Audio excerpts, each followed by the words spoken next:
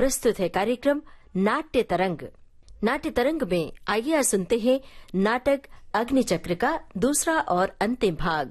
ये है मलयालम नाटक अग्निवलयम का हिंदी नाट्य रूपांतरण। मूल लेखक C.L. जोस, रूपांतरकार P.G. वासुदेव, निर्देशक भारत रत्न भार्गव।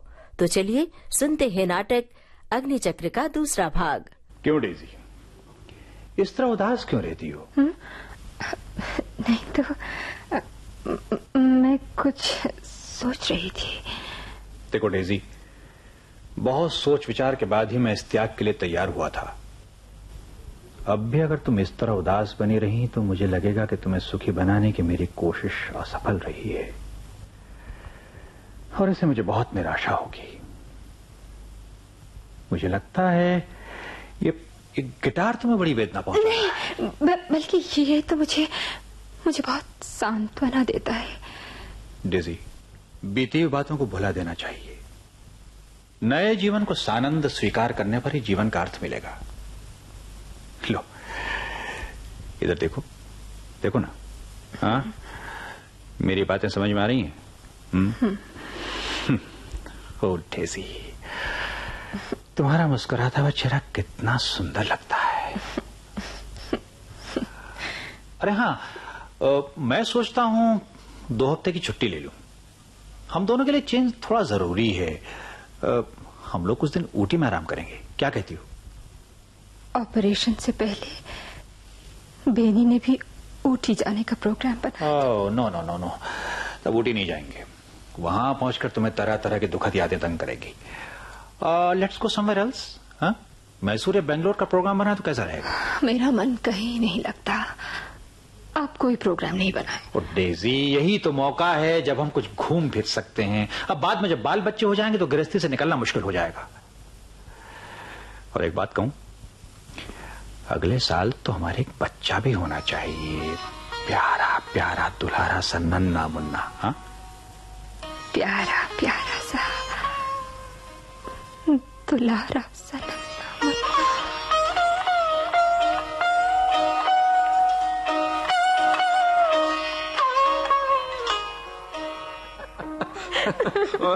डेजी, छोड़ दीजिए ना। अरे अरे सुनो तो। नहीं सुनती। अरे बात तो सुनो। बेनी, देखो देखो, तुम्हारी शरारतें बहुत बढ़ रही हैं। Oh Daisy, Daisy my love. Daisy, हमारे बच्चा नहीं होगा क्या? ईश्वर की कृपा हुई तो। सुनो, मुझे तो नन्ना सा प्यारा सा तुम्हारे जैसा। क्यों? तुम्हारे जैसा क्यों नहीं? अच्छा बाबा, हम दोनों जैसा।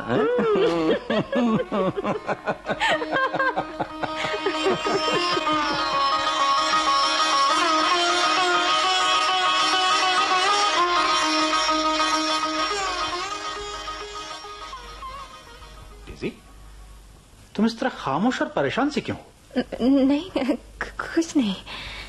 अब चलो सिनेमा चले। नहीं, मेरी तबीयत ठीक नहीं है। मन बहुत अशांत है। अरे मन में शांति लाने के लिए तो कह रहा हूँ। कम ऑन डेजी, दूसरी साड़ी पहन लो, सिनेमा चलेंगे, जल्दी करो। लो, ये साड़ी पहन लो। ये sari? Daisy, what is this? क्या है? बेनी की प्रेजेंट की हुई साड़ी। ओह डेजी, माय गॉड।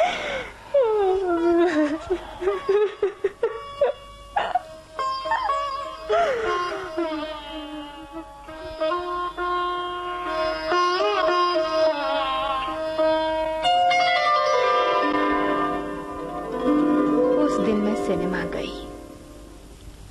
मैं लॉरेंस को निराश नहीं करना चाहती थी। मुझ निराश्रित विधवा को डॉक्टर लॉरेंस ने सहर्ष स्वीकार किया था। नए जीवन और नई परिस्थितियों में मैं घुल मिल गई और इस तरह 1 साल आनंद पूर्वक बीत गया।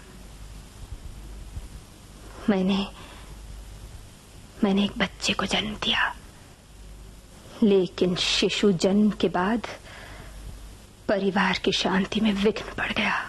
कैसे? शायद वो एक आंधी का आरंभ था।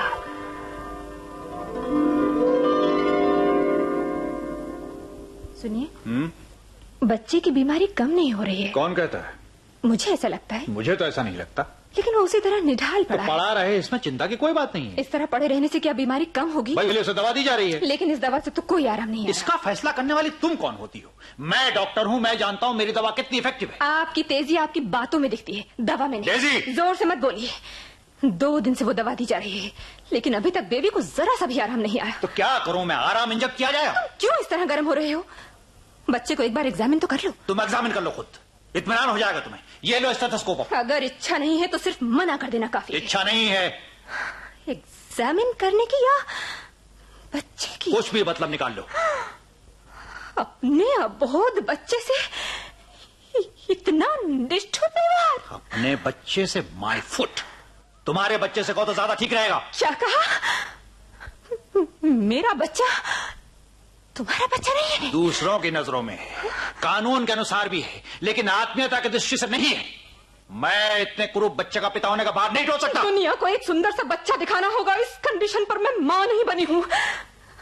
ईश्वर ने जो हमें दिया है उसे हमें स्वीकार करना होगा, उसे प्यार करना होगा। मैं ऐसे बच्चे को प्यार नहीं कर सकता। लेकिन मैं मां हूँ, मैं प्यार किए बिना नहीं रह सकती।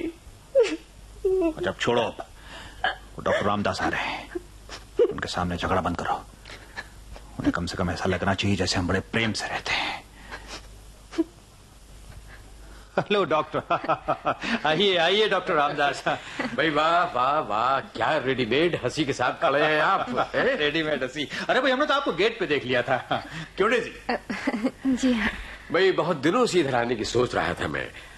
चलिए, कम से कम आज तो आया। आप इतनी जल्दी मुझे भूल जाएंगे, मैं सोच भी नहीं सकती थी। अरे ऐसा क्यों कह रही हो डेजी? प्लीज डोंट मिसअंडरस्टैंड मी। भाई जैसे ही फुर्सत मिली मैं चला आया। अरे हाँ, ये लो बच्चे के लिए कुछ खिलौने। अरे भाई वो तो अभी खेलने लायक भी नहीं हुआ है। ओ डॉक्टर, वो खुद नहीं खेल पाएगा लेकिन दूसरों को तो खेलते हुए देख लेगा है? ये तो पालने पर लटकाए भी जा सकते हैं। अरे चाबी भरकर छोड़ दो, ये सब खिलौने लट्टू की तरह एक साथ घूमने लगेंगे। एक साथ घूमने लगेंगे? हाँ? आपने बहुत सोच समझ कर खिलौने छांटे होंगे। अरे हाँ डेजी, बच्चा कहाँ है? डॉक्टर सो रहा है? वो तो बहुत बीमार है। 2-3 दिन हो गए बुखार चढ़ा हुआ है, हंसना खेलना सब बंद है। अरे भाई बुखार चढ़ने पर तो हंसना खेलना बंद हो ही जाता है। क्यों डॉक्टर? चलिए एक बार मैं भी देख लूं। हाँ। ओ, लगता है सोया हुआ है। डॉक्टर लॉरेंस, बुखार अभी भी है? well, but that doesn't matter, doctor. Slight fever only. मैंने दवा दे दी है वैसे। अच्छा, मैं चलता हूँ। भाई कुछ जरूरी काम है। चलो डेजी। ओके, अच्छा बाय डॉक्टर। बाय।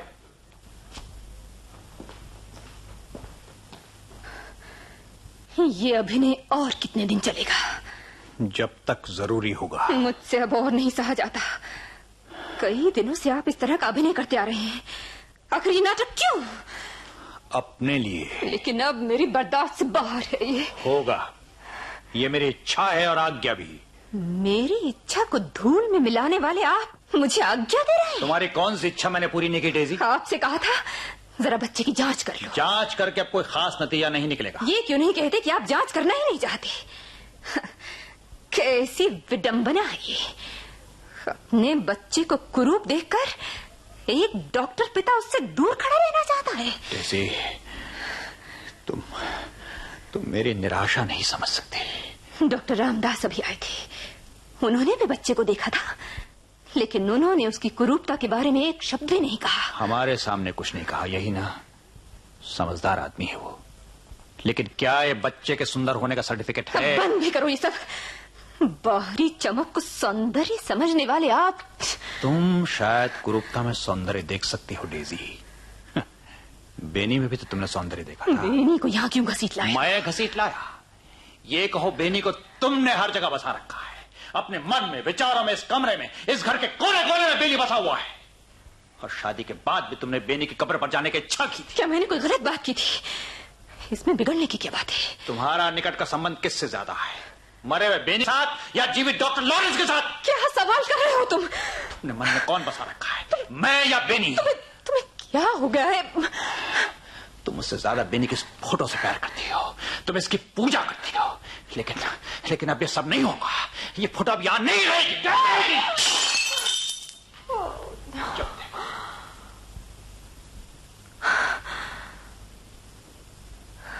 मिल गया संतोष।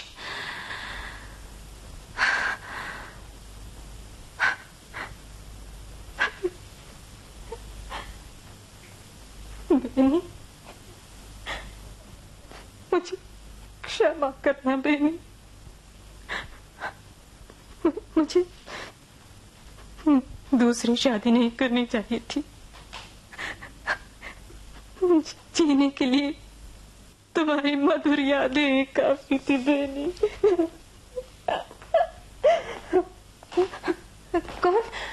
कौन है? डेजी, एक चीज भूल गया था मैं। ये डायरी। अरे लॉरेंस कहाँ है? अभी बाहर गए हैं। डॉक्टर। हाँ?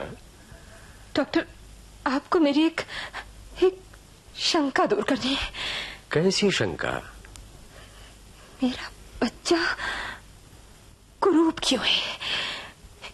क्या बेनी को सदा याद करते रहने से ऐसा हुआ है डॉक्टर? ओह डेजी, तुम्हारा सवाल बड़ा विचित्र है। लेकिन ऐसा हो सकता है क्या डॉक्टर? नहीं। हाँ, मुझे तो लगता है लॉरेंस को ऐसी कुछ शंका है। लॉरेंस को? नो नेवर, वो ऐसी कोई शंका नहीं कर सकता। तब ये हुआ कैसे डॉक्टर? डेजी, इसके कई कारण हो सकते हैं। पति या पत्नी के परिवार में पहले किसी का रंग काला रहा हो, या फिर कोई बहुत कुरूप रहा हो।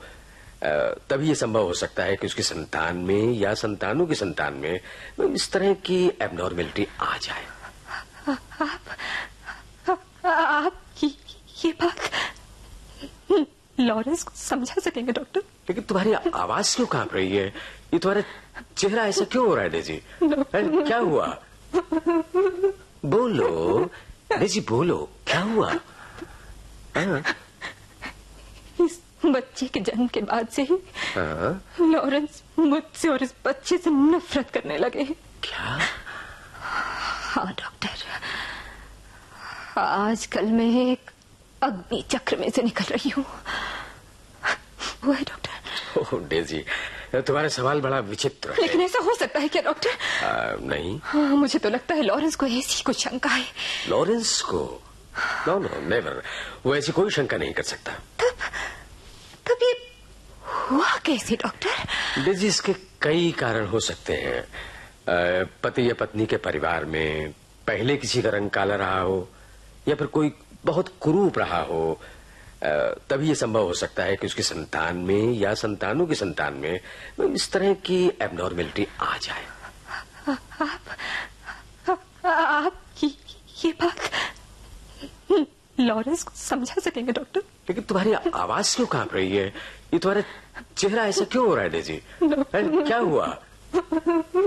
बोलो डेजी, बोलो, क्या हुआ? इस बच्चे के जन्म के बाद से ही लॉरेंस मुझसे और इस बच्चे से नफरत करने लगे। क्या? हाँ डॉक्टर, आजकल मैं एक अग्नि चक्र में से निकल रही हूँ। पहले जब आप आए तब हम केवल अभिनय कर रहे थे। क्या? लेकिन वास्तव में बात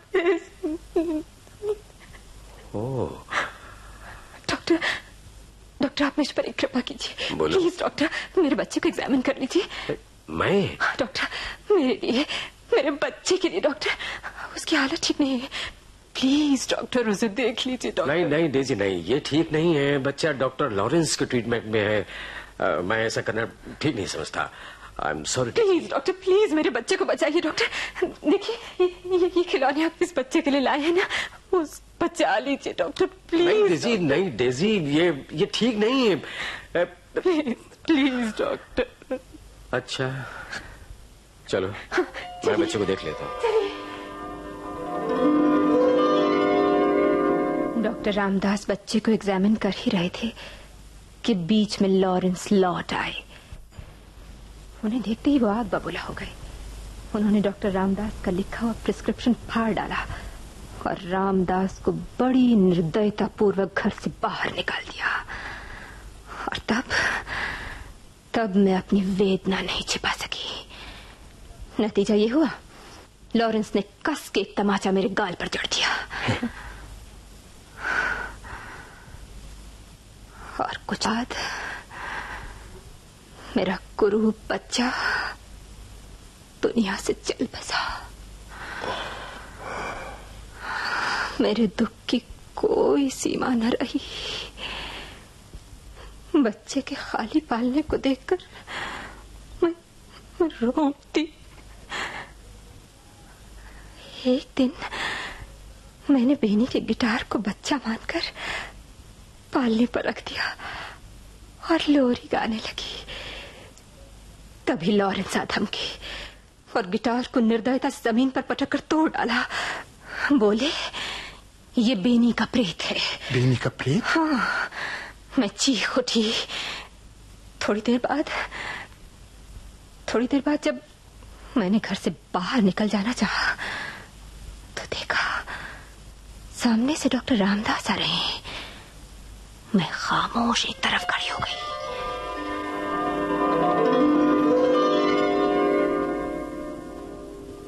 डॉक्टर लॉरेंस।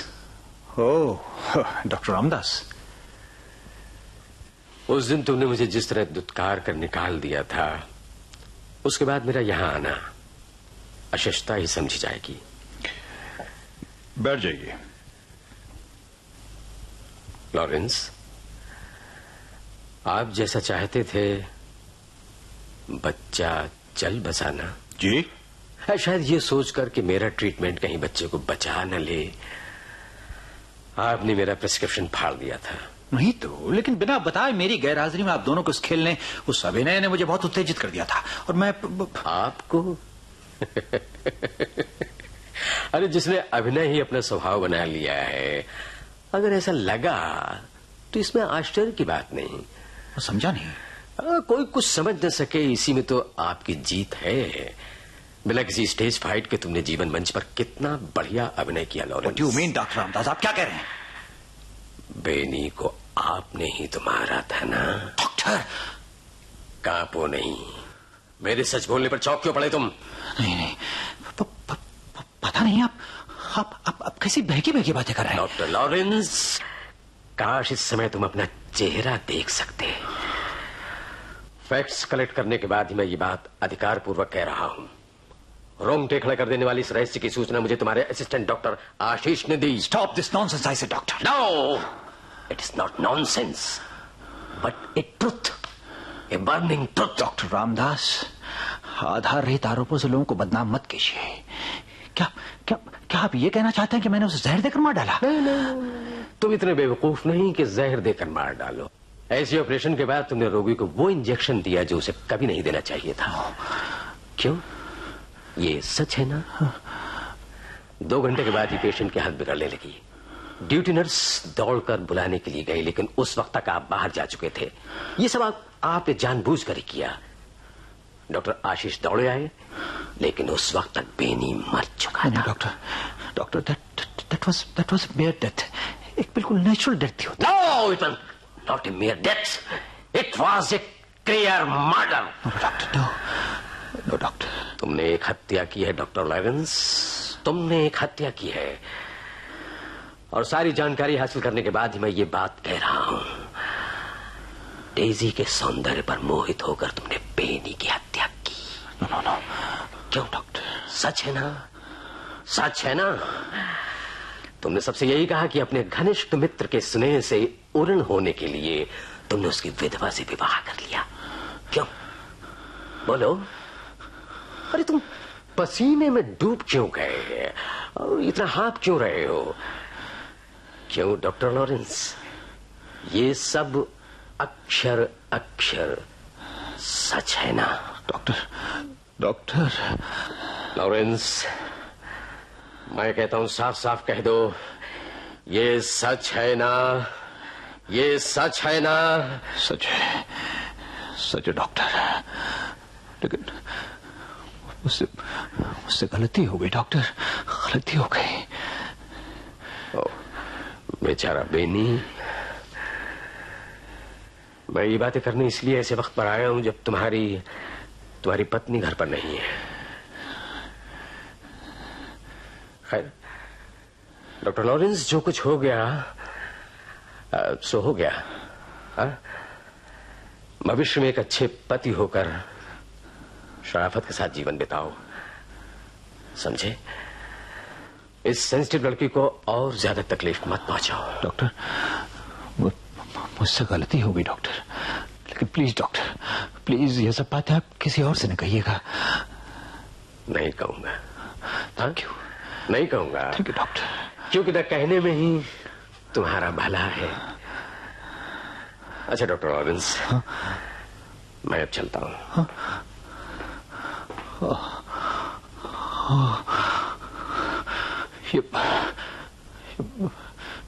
मैंने क्या कर डाला है? मैं क्यों भूल गया कि इंसान जो भी करता है उसकी कीमत एक न एक दिन उसे चुकानी होती है।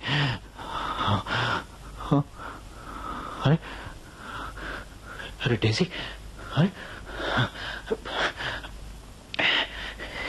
इतनी जल्दी कैसे लौट आई? तुम्हारी आवाज ने मेरे पांव रोक दिए, इसलिए जा नहीं सकी। डेजी मुझे बहुत घबराहट हो रही है। अरे इतनी सी देर में क्या हो गया? वो तुम्हारे जाने के बाद मुझे अपने ऊपर ग्लानि होने लगी। देखो डेजी, मुझे तुमसे इस तरह का व्यवहार नहीं करना चाहिए था।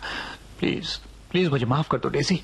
लॉरेंस, तुम अचानक। मैंने तुमसे कितनी कड़वी बातें कही, तुम्हें मैंने कितनी तकलीफ दी। मैंने भी तो तुमसे झगड़ा किया। हाँ, लेकिन अब मैं तुम्हें कभी दुखी नहीं करूंगा, कोई कष्ट नहीं दूंगा डेजी। मैं भी तुम्हें। डेजी, जो कुछ भी हुआ है सब भूल जाओ डेजी, सब भूल जाओ। भुला दूंगी। हाँ, हमेशा के लिए भुला दूंगी। हाँ, वो डेजी, मैंने अभी तक कॉफी नहीं पी है। हाँ, मैं अभी लाती हूँ। हाँ, मैंने सोचा तुम्हारे लौटने पर हम दोनों एक साथ पिएंगे।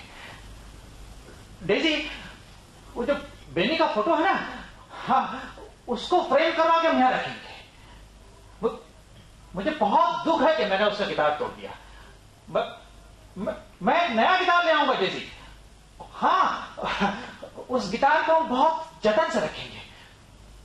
और सुनो, वो तुम्हारी साड़ी बहुत अच्छी है, वही वाली। हाँ, आज उसे ही पहने। हाँ, वो डेजी, हम ऊटी का प्रोग्राम भी बनाएंगे। हम ऊटी भी जरूर चलेंगे ना? हाँ, जरूर चलेंगे। लो, कॉफी पियो। हाँ।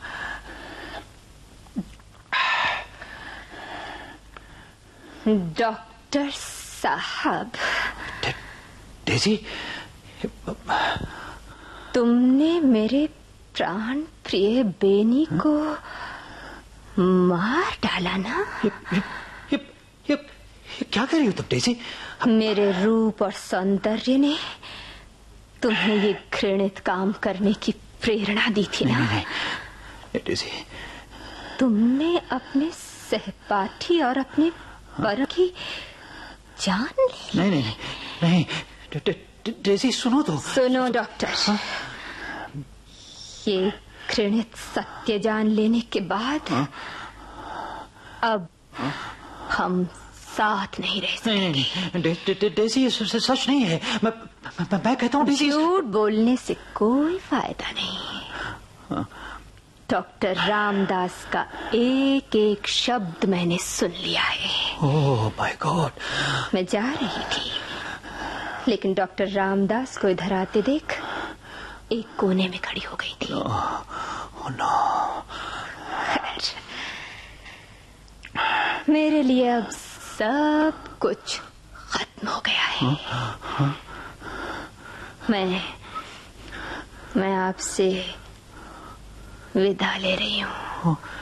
विदा? मैंने अभी जो कॉफी पी है ना, उसमें जहर खुला हुआ था। डेजी, डेजी, मैं कुछ ही पल की मेहमान हूँ। मुझसे जो भी गलती हुई हो, उनके लिए मुझे माफ कर देना।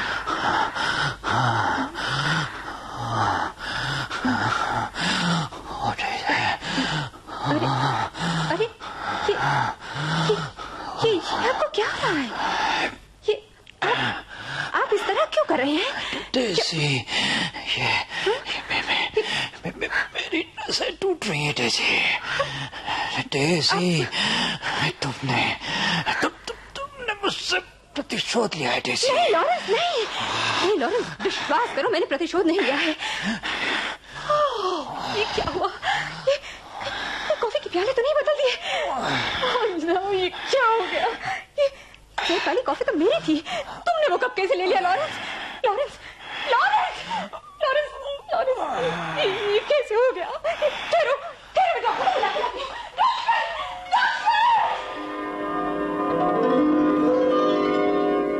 मैं भागी भागी हॉस्पिटल गई। डॉक्टर आए, लेकिन तब तक लॉरेंस खत्म हो चुके थे।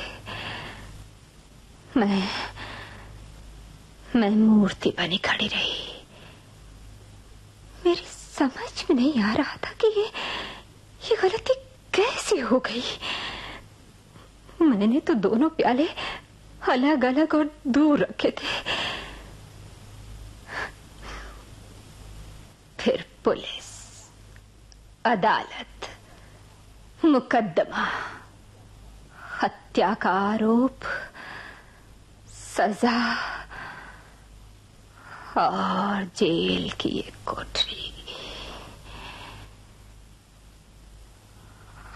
आग की लपटों का एक गोल घेरा, जिसमें से मुझे बिना झुल से बाहर निकलना था। मुझे तो लगता है मेरा पूरा जीवन समाप्त हो जाएगा और मैं इस अग्नि चक्र से बाहर नहीं निकल पाऊंगी।